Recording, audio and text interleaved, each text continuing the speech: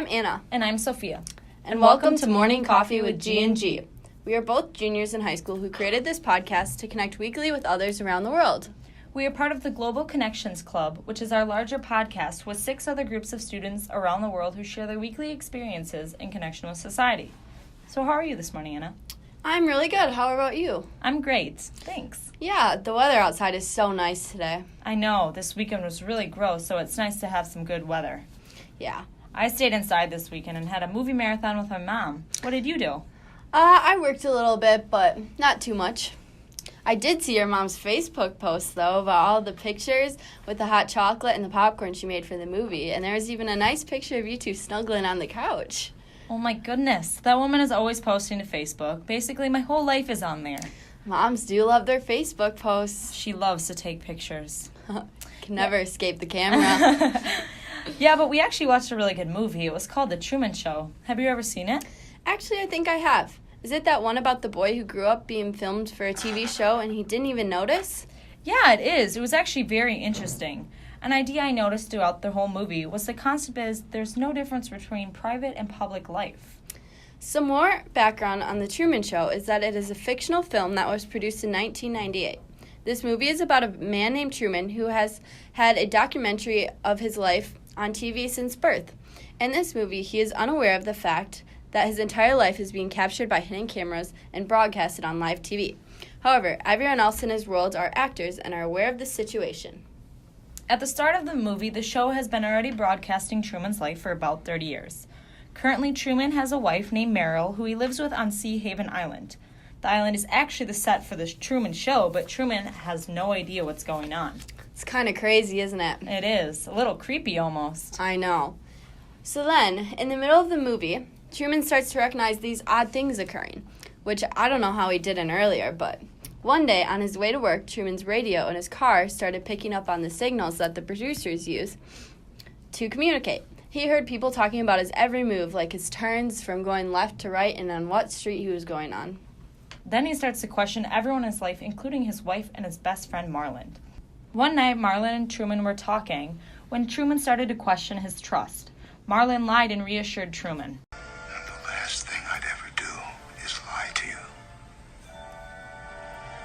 The last thing that I would ever do is lie to you. So this is actually a clip from the movie of the producers telling Marlon what to say to Truman. Although Marlon did lie, this still did not satisfy Truman's needs to explore. He then decides to trick the cameras into thinking he was asleep in the basement so he could escape on a boat to Fiji. After countless tries by the producers to stop Truman, he finally reaches a wall, which represents the edge of the set. He finds a staircase and says his famous words, "Oh, and in case I don't see you, good afternoon, good evening, and good night." He then walks off set and the movie ends. It was a unique and remarkable critique on society. I would definitely agree. The storyline of the movie was carefully crafted.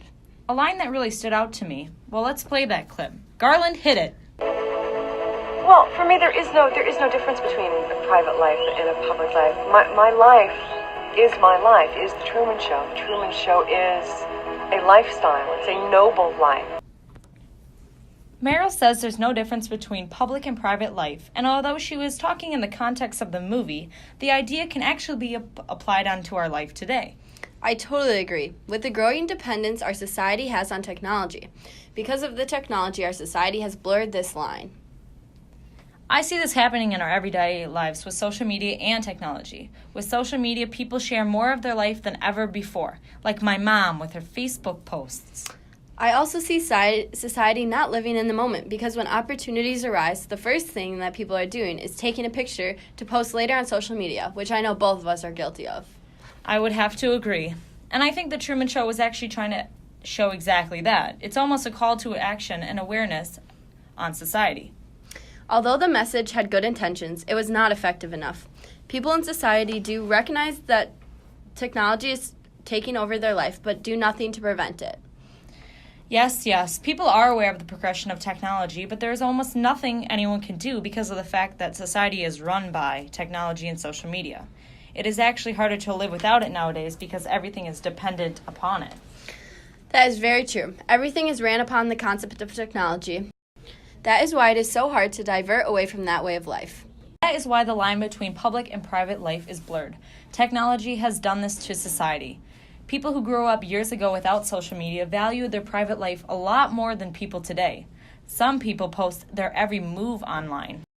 Well, this is a very complex subject. However, our time is up for the episode of G&G. If you would like to discuss more or like to hear more about this topic, comment on our website, globalconnection.gg.com. Thank you for tuning in, and we'll be back next week with a new topic.